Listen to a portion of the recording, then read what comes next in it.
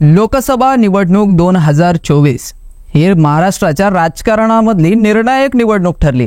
यामध्ये अनेकांचं सत्तेचं समीकरण बिघडलं तर अनेकांच्या सत्तेचं समीकरण हे घडलं आणि या निवडणुकीनंतर आता आहे विधानसभा निवडणूक 2024। खरं तर विधानसभा निवडणूक 2024 ही महाराष्ट्राच्या राजकीय इतिहासाला कलाटणी देणारी निवडणूक ठरणार आहे। कारण याच्यामध्ये मनोज जरांगे यांचा मराठा फॅक्टर आहे, याच्यामध्ये पहिली आघाडी आहे, याच्यामध्ये दुसरी आघाडी आहे आणि आश्चर्यकारकरित्या याच्यामध्ये तिसरी सुद्धा आघाडी आपल्याला बघायला मिळते। म्हणजेच शिवसेनेचे 2 गट पडले, राष्ट्रवादीचे सुद्धा 2 गट पडले। या दोन्ही गटामध्ये फूट पाडणारा महत्त्वाचा पक्ष ठरला तो म्हणजेच भाजप। भाजपच्या या खेळीनंतर आता भाजपला डोकेदुखी ठरते आहे ते म्हणजेच मनोज जरांगे पाटील आणि ते मैदानात उतरवत असलेले उमेदवार।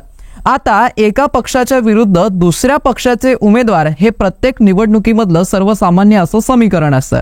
खरं तर त्याशिवाय निवडणुकीला मजाही येत नाही आणि त्याशिवाय निवडणुकीचे खरे रंग आपल्याला दिसतही नाही। आता अशातच या निवडणुकीमध्ये शिवसेनेचेच 2 गट हे एकमेकांसमोर ठाकलेले आहेत। म्हणजेच शिवसेना उभाटा गट आणि शिवसेना एकनाथ शिंदे गट हे उमेदवार आता एकमेकांसमोर ठाकलेले आहेत।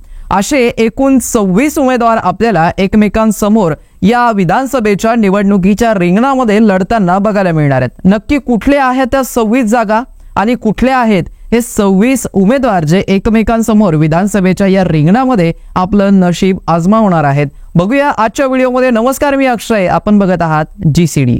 बघूया या यादीमध्ये कुठलेचे 26 उमेदवार आहेत जे शिवसेनेचेच आहेत आणि हे एकमेकांसमोर विधानसभेच्या या रिंगणामध्ये उतरलेले आहेत। त्यामध्ये सगळ्यात पहिला मतदारसंघ आपल्याला बघायला मिळतोय तो म्हणजेच कोपरी पाचखाडीमध्ये केदार दिघे जे की शिवसेना ठाकरे गटाचे उमेदवार आहेत आणि त्यांच्याच विरुद्ध या मतदारसंघामध्ये आपल्याला शिवसेना शिंदे गटाचे उमेदवार म्हणजेच स्वतः एकनाथ शिंदे हे विधानसभेच्या या रिंगणामध्ये आपल्याला बघायला मिळणार आहेत।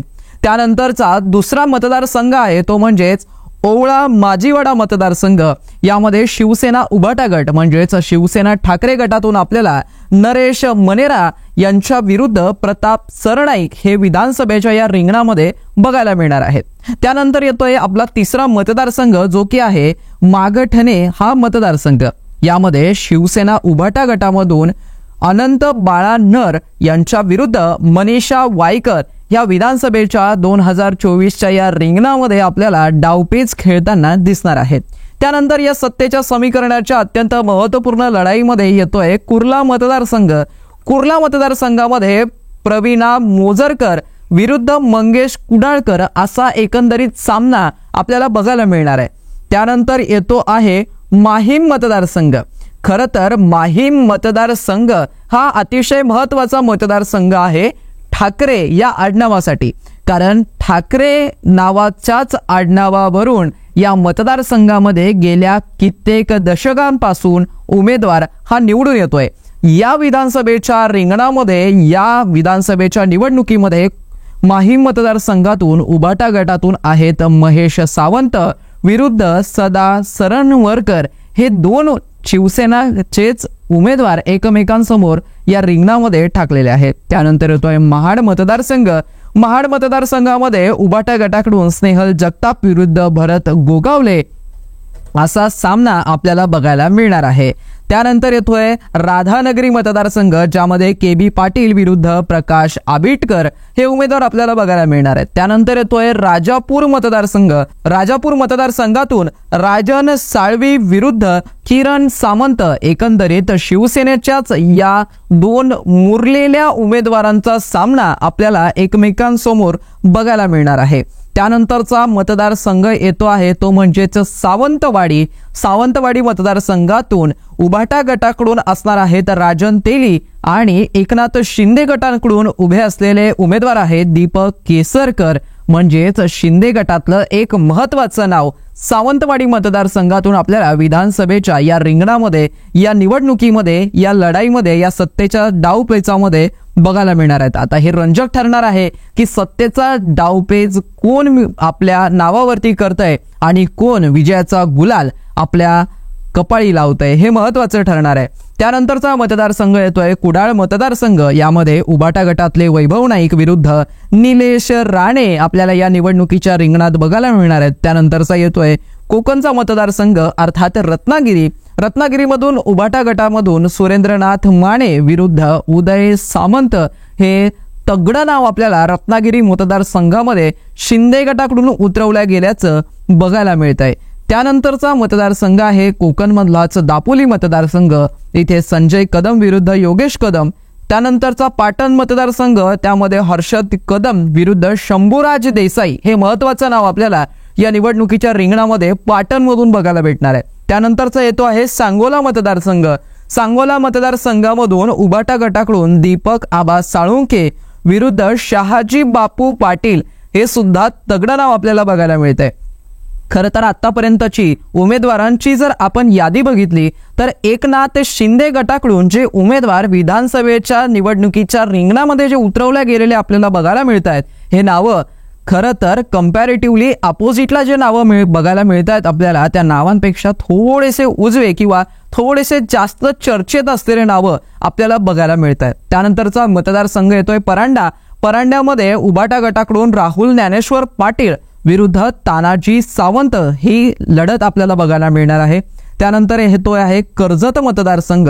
कर्जतमध्ये नितीन सावंत विरुद्ध महेंद्र थोरवे। त्यानंतर मालेगाव बाह्यमध्ये आहे अद्वै हिरे विरुद्ध दादा भुसे। त्यानंतर येतोय नांदगाव मतदारसंघ। नांदगावमध्ये गणेश धात्रक विरुद्ध सुहास कांदे। वैजापूर मतदारसंघ, त्यामध्ये दिनेश परदेशी विरुद्ध रमेश बोरणारे। त्यानंतर येतोय छत्रपती संभाजीनगरचा पश्चिम मतदारसंघ। यामध्ये राजू शिंदे विरुद्ध संजय शिरसाट अशी लढत आपल्याला बघायला भेटणार आहे। खरं तर जेव्हा शिवसेनेमध्ये फूट पडली होती, जेव्हा हे उमेदवार किंवा हे जे आमदार होते, हे जे गुवाहाटीला गेलेले होते, त्या आमदारांमध्ये संजय शिरसाट यांचा सुद्धा समावेश होता। त्यानंतर संजय शिरसाटांनी उद्धव बाळासाहेब ठाकरे यांना जे व्हिडिओद्वारे त्यांनी संदेश दिला होता किंवा त्यांची व्यथा सांगितली होती किंवा त्यांचं मनोगत सांगितलं होतं, हा व्हिडिओ सोशल मीडियावरती प्रचंड व्हायरल झालेला होता। आणि एकनाथ शिंदेंनी जशी शिवसेनेमध्ये फूट पाडली, तसं वारंवार त्यांच्या भूमिकेबद्दल संजय शिरसाट यांनी वारंवार आपली भूमिका ठामपणे मांडलेली आहे। आणि आज तागायत त्यांचे रोजचे विधानं हे सोशल मीडियावरती गाजत होत असतात। त्यामुळे छत्रपती संभाजीनगर पश्चिम मतदारसंघातून आपल्याला राजू शिंदे विरुद्ध संजय शिरसाट अशी लढत बघायला भेटणार आहे।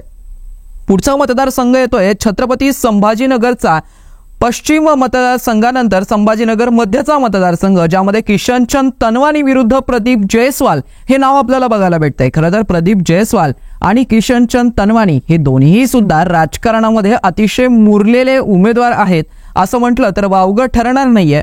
त्यानंतरचा येतोय सिल्लोड मतदारसंघ।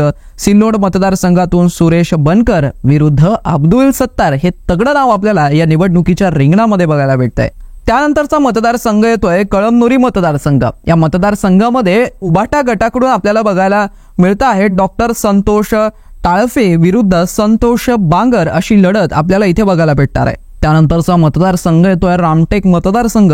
यामध्ये विशाल बरबटे विरुद्ध आशिष जयस्वाल अशी लढत आपल्याला या निवडणुकीच्या रिंगणामध्ये बघायला भेटणार आहे। त्यानंतर बहेकर मतदारसंघ सिद्धार्थ खरात आणि संजय पायमुलकर आणि अनुक्रमे सगळ्यात शेवटचा मतदारसंघ तो आहे पाचोरा मतदारसंघ। यामध्ये वैशाली सूर्यवंशी विरुद्ध किशोर धनसिंग पाटील अशी एकंदरीत लढत आपल्याला या 26 मतदारसंघामध्ये बघायला भेटणार आहे। शिवसेना विरुद्ध शिवसेना या एकाच पक्षाने किंवा आता वेगळे झालेले असले तरीही एकेकाळी हे सर्व उमेदवार हे सगळे चेहरे हे शिवसेनेच्या नावाखाली याच्या अगोदर काम करत होते। अर्थात याच्यामध्ये काही नव्याने सुद्धा ऍड झालेले आहेत, परंतु हे 26 मतदारसंघ आहेत की या मतदारसंघामध्ये शिवसेना उबाटा गट विरुद्ध शिवसेना एकनाथ शिंदे गट अशी लढत आपल्याला बघायला भेटणार आहे। खरं तर या निवडणुकीच्या या रिंगणामध्ये कुठला सदस्य किंवा कुठला उमेदवार हा विजयाचा गुलाल उधळेल आणि सत्ता काबीज करेल हे बघणं अतिशय रंजक ठरणार आहे। तत्पूर्वी निवडणुकी होईपर्यंत आणि निवडणुकीचा निकाल लागेपर्यंत निवडणुकीच्या प्रत्येक घडामोडी अगदी विश्लेषणासहित आणि अभ्यासपूर्ण माहिती मिळवण्यासाठी आत्ताच सबस्क्राइब करा GCD। आपण भेटूया पुढच्या व्हिडिओमध्ये, तोपर्यंत नमस्कार।